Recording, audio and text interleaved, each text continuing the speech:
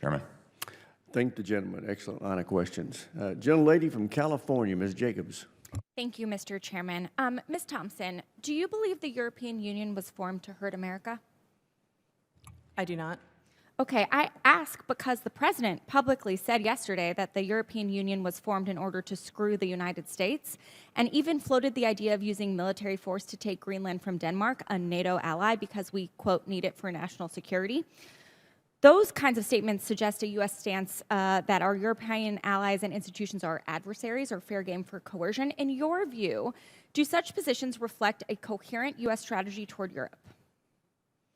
Thank you for the question, Congressman. What I would say is, as far as our approach to our allies and partners is one, first and foremost, of honesty. We want to be honest with our partners, and we also want to be honest about the fact that they need to step up. And that's what I was emphasizing in my testimony when I referenced the administration's priority to bring European and Canadian allies within NATO to 5%. And we've already seen great strides in that process, and then also have our European allies lead out, particularly on the future of security assistance to Ukraine. And I would also underscore that Denmark and our bilateral relationship with Denmark is certainly a part of that equation, and we want to have a robust security relationship there, particularly for the reasons that you identify as far as Greenland being critical to homeland defense, and we would share that view.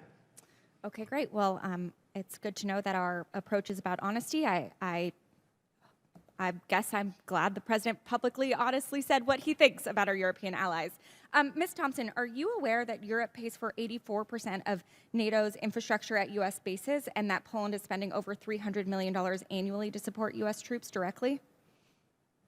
I am certainly aware of Europe's contributions to NATO, for at least on the defense side. I know there's different streams of funding for defense contributions, or for NATO contributions on the state side as well. Okay, and so how do you square that with calling them free riders? So I think the commentary that I made, and then certainly that the administration has made, really stems from this chronic underspending of being under the 2% threshold. The Wales Pledge in 2014 was made in a security environment that was arguably a lot more secure than the security environment that we face today, certainly from U.S. the adversaries that the U.S. is facing.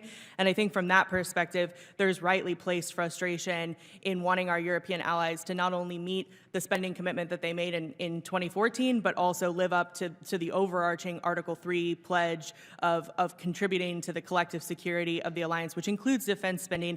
And I would also argue that the security environment that we face today, as bipartisan officials have recognized across administrations, 2% as a threshold for spending is no longer sufficient to meet the demands of the security environment, which is exactly why President Trump has set the target he set. And it's really, really encouraging, I have to say, for many of our allies to now be over the 2% threshold. We want to see those timelines get pulled to the left even further, and to see them make further progress. And I would also just take the opportunity to highlight the Eastern allies who are on track to meet 5% very, very soon. Thank you. And General Cavoli, from a military standpoint, what is the impact on our operations and partnerships when our allies hear American leaders suggest that the EU was formed to screw us, or to entertain ideas of invading an ally's territory, or for calling them free riders when they are contributing a lot to supporting our troops?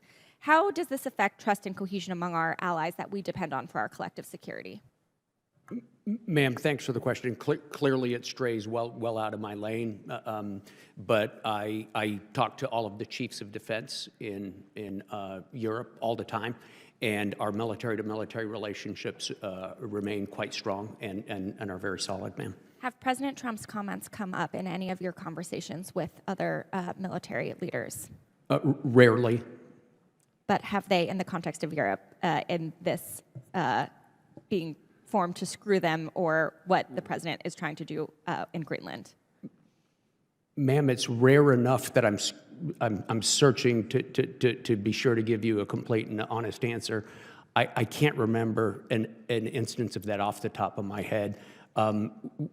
You know, military guys, we really try to stay carefully to the military construct and to the military lane, because it's not our job in any of the nations in NATO.